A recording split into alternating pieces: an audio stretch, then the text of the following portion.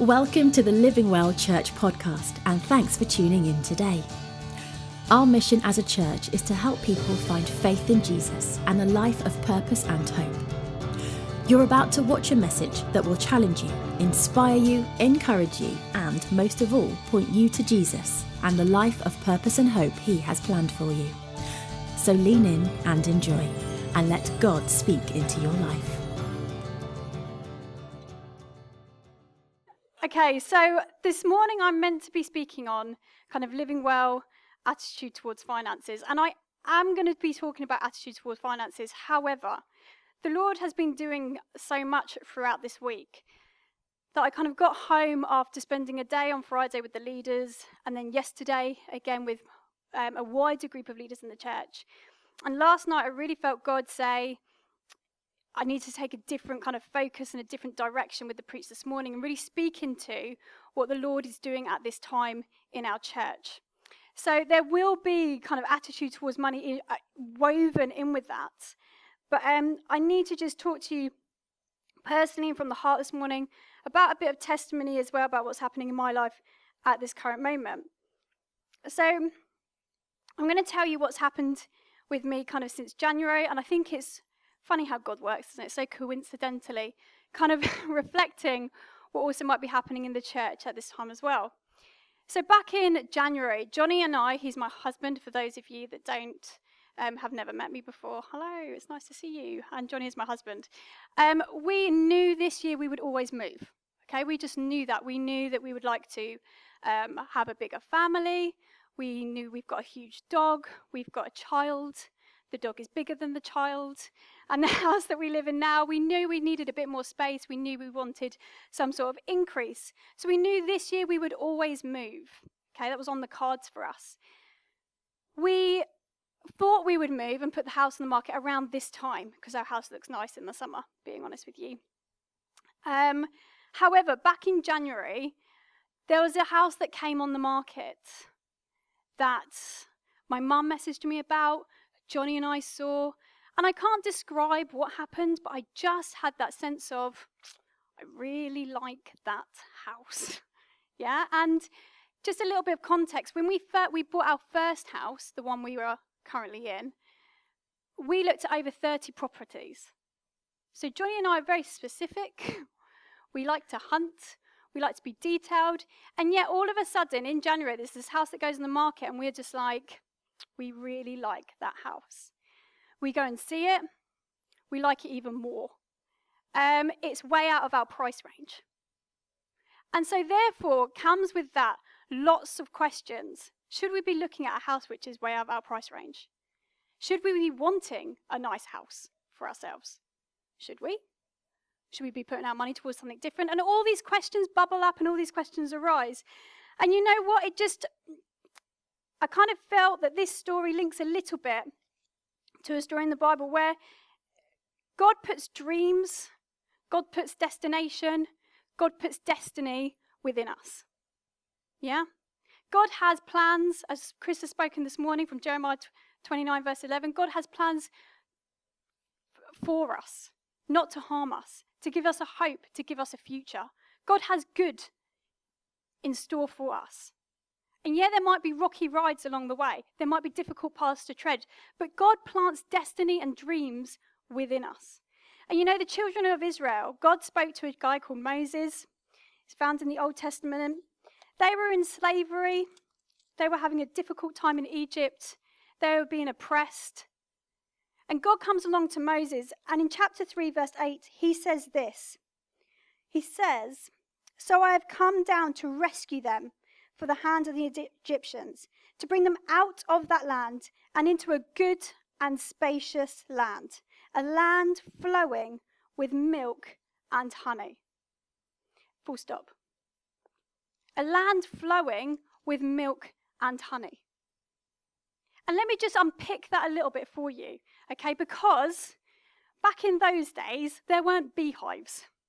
Yeah, honey wasn't manufactured by man. It wasn't created by man. So for a land to be flowing with milk and honey, it meant that this honey had to be naturally created. that the trees themselves would be natural hives for bees. So literally kind of the trees and the landscape to be flowing with milk and honey would be dripping in this golden honey. That's quite a beautiful image, isn't it? That you look around you and it's dripping in honey. It's dripping in gold.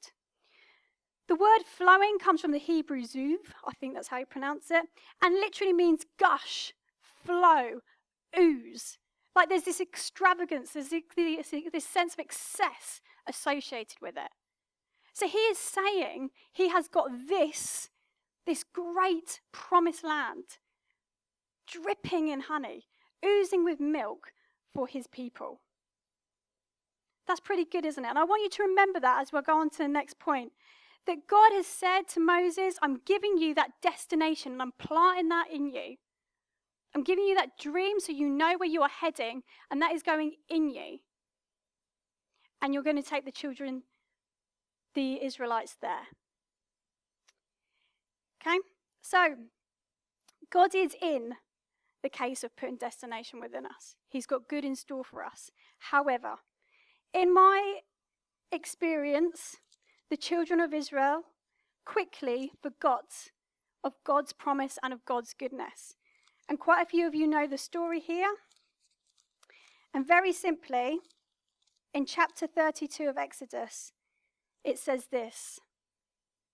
And let me just put a bit of context in for you. Sorry.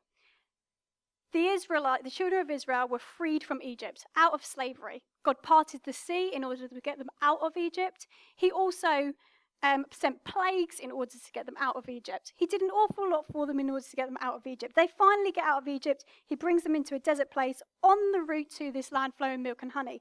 Yet, this is what they do. It says, when the people saw that Moses was so long in coming down from the mountain, they gathered around Aaron and said, come, make us gods who will go before us. As for this fellow Moses who brought us out of Egypt, we don't know what has happened to him. Aaron answered them, take off the gold, take off your earrings, take off the jewelry belonging to your wives, your sons, and your daughters, and bring them to me. So all the people took off their earrings and brought them to Aaron. He took what they had handed to him and made it into an iron cast in the shape of a calf, fashioning it with a tool. And then they said, these are your gods, O Israel, who brought you out of Egypt. So, God plants destination in Moses, a land flowing with milk and honey. A few years later, the seas parted. They go through the sea dry. God does 101 miracles to get them to that place, to get them free out of Egypt. Moses, who led them, has gone up a mountain for a small while. And they go, hang on. Where's Moses gone? Where's God gone? We need something. And so what therefore they do is they literally take off the gold that is on them and fashion it into a calf. They take off what they have, they take off the materials that they have, they take off what they know, and they fashion it into a calf. So gold, that symbol of provision, what they know can provide for them, that symbol of security, that wealth that they know that can maybe buy them things that can be used to exchange, they take off and they put in front of them, and then they say, this is now our God. Hold that thought for a second. I wanted this house. I knew I wanted the house. I knew my husband wanted the house. We asked the Lord if it was right, and I felt the Lord saying, not quite this is your land flowing with milk and honey. I'm not going that far, okay? But we felt God was going to give us this house. So I trusted the Lord that he would do that for us. It was way out of our price range. I prayed the prayer. However, a couple of days later, I'm there sitting, as I do, thinking, how can I get that house? How can I get that house? We need more money to get us that house. So I start thinking to myself, and I start thinking what skills I've got in which can provide more house. I can't start thinking of what I've got in order which can get us the house. And I think, do you know what? I'm a teacher. I've got some good results behind me. Maybe I can do some extra tutoring. That will bring me a bit more money. That will get us a house. So like those Israelites, I start literally taking what I've got, the gold I've got, and start putting it in front of me and going, I trust that will provide for me. I trust that will give me the security. I trust that will bring me the house, not God. And it goes further to say, and I'm going to openly admit to this right in front of you. Penny's here. She's going to laugh at this. She possibly knows where it's going. But too much more, I thought, I work at Kingdom. I do, I think I do. That's quite a lot to do there, and it's really good, and it's growing. I wonder if I could ask for more money. I kid you not. Penny's going to laugh at this because she knows. And so I go in and I walk in to see Penny. I go, oh, Penny, if I do a few more hours at Kingdom, could I get some more money? And you know what? As I say these words, as they come out of my mouth, it is as if I am taking that gold jewelry, I am taking it off, and I am putting it in front of me and saying, I really trust that the money, that the gold is going to get me to the promised land. I'm going to really trust that gold is going to get me what I want. And I look at the calf. And Penny was really good. She just went, okay, in the way she does. She goes, I'm going to talk to the Lord about that. And I knew in that instance, I didn't trust the Lord to provide for me. Despite knowing everything it says in Scripture, I didn't trust the Lord to bring the security to get the house. I trusted what I had. And what's so funny about that is that, I love this, I've been asking God, why did they make a calf? And there's loads of reasons about what a calf represents in terms of the Hebrews at the time, in terms of sacrificing, in terms of idols, etc. But what is hilarious when we read those Bible passages is that they are worshipping a cow. That's funny, isn't it? But are you with me? Like, if you stumble into that situation, there's a gold cow. They could have made anything. A tree, a beautiful flower, I don't know, a lady. But no, it's a cow. And don't you think, though, that's because that's what they know. That's what they know. They know cows. But don't you think that shows human limitation?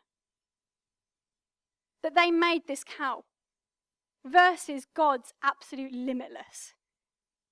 Because what I think's happened is, with these children of Israel, is things aren't working out how they want it.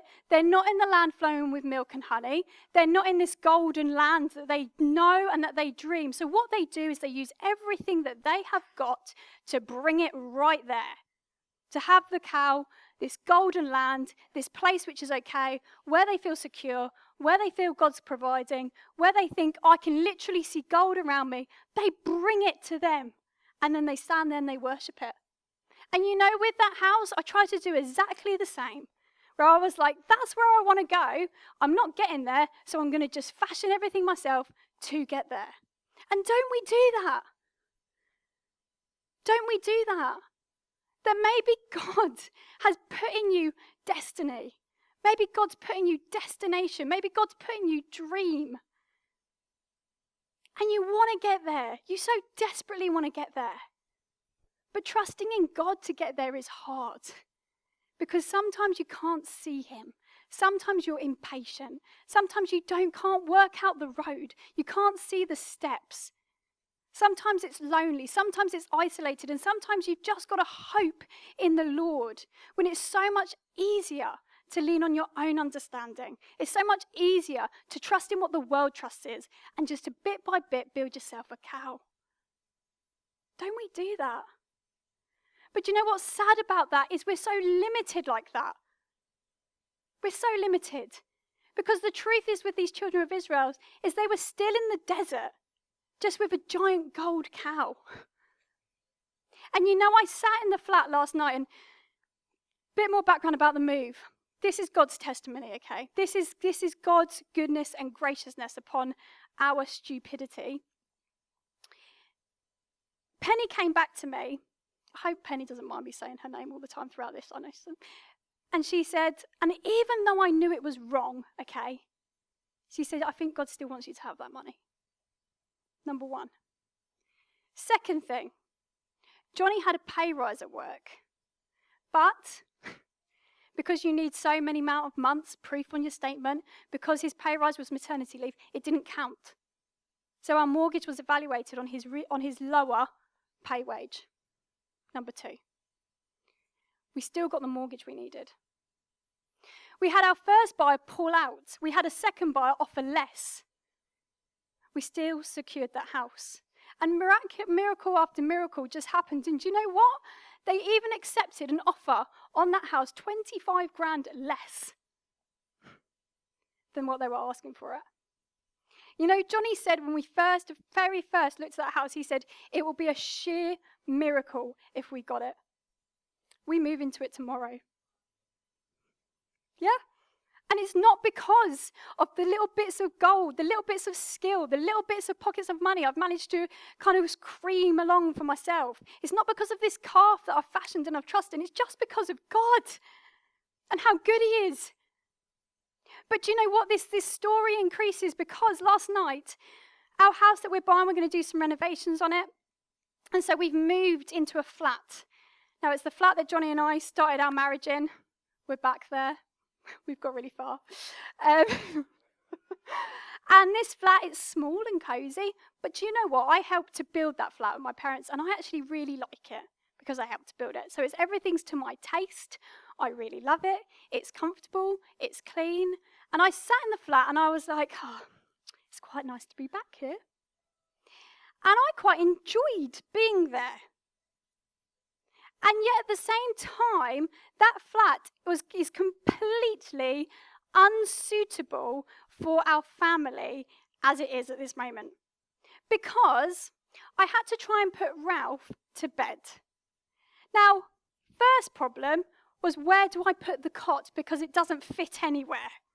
Second problem is that we've got this huge black dog that can access anywhere in the flat. So I've got toddler trying to go to bed with a dog who thinks it's great to be with the toddler. The toddler thinks it's great to be with the dog. There's so much light. There's like so much of our stuff everywhere because it doesn't really fit anywhere in that flat. It's got one wardrobe. There's 3 of us. We need 3 wardrobes. It's just completely unsuitable for our family. It is not where we are meant to be. It is temporary living. And you know, the children of Israel, at this moment in time, they might have well seemed to like being, worshipping this calf, completely oblivious to the fact that they are in desert still. And church, after this weekend, I've got to say, and it's really on my heart, we are completely or becoming unsuitable to our place. This place is becoming unsuitable to our family needs. And the truth is that we moved here a couple of years ago knowing that this wasn't our destination, that this was a place on our destination. We are traveling through. And yet sometimes when we go somewhere, like last night in the flat, I was like, I'm quite comfortable here. And it's nice here, isn't it? It's great, lovely carpet, lovely chairs, good lighting. It's a bit warm, but you know, we can get over that. We don't have to set up, we don't have to pack down. But all these things, a bit of the golden calf, are all those things the reasons why we should have church? Have we forgotten a bit that we're still in the desert? There's still an awful lot to do out there. But we've made ourselves quite comfortable in here. You know, I just get this sense right now that we are moving on. That we are moving on. And when we move on, it's really difficult to know where we're moving to, but also to know how we get there. And I feel that this is really significant, that it's not just me who's moving at this moment in time. But perhaps God is reminding some people this morning that he has planted destination in your heart, and for some reason you've settled halfway through the desert looking at a cow. And I really think God's saying, you aren't there yet. As an individual, you aren't there yet. Don't trust in what you can see around you. Don't trust in the comfortableness of your predicament. Don't trust him just because it looks nice or you feel nice. You aren't there yet. Do not settle for where you are because it is limited. And actually, what God has for you is limitless. You know, I sense that for God for me personally, but I really sense that for God. I really sense that from God for people here this morning. And in a minute, I would like to invite people up for prayer. People who at this moment are realizing where I am is not where I'm meant to be. And perhaps I've settled here for a little bit. And I need some help to move on. I need some help to look to God and not trust in my own resources and finances and gold. And lastly, as a church, I do think we'll be moving on. I think we need to know we're not there yet. We aren't there yet. And we can't allow ourselves just to get comfortable, just to soak ourselves in the niceness of this place. So I'm going to finish there. I'm going to invite the worship team up if that's okay. I'm looking around for the worship team. Cool. Thanks, Phil. And as they play, if you really sense that from God that maybe for a period of time you've settled, maybe you've even forgotten the dream and the destination that God's put in your heart, maybe you know that it's time to move on, and you just want some prayer to focus your mind, to have faith, to have trust in God, then I really urge you to move forward, and I'd really like to pray with you, and maybe a couple of others as well. Thanks.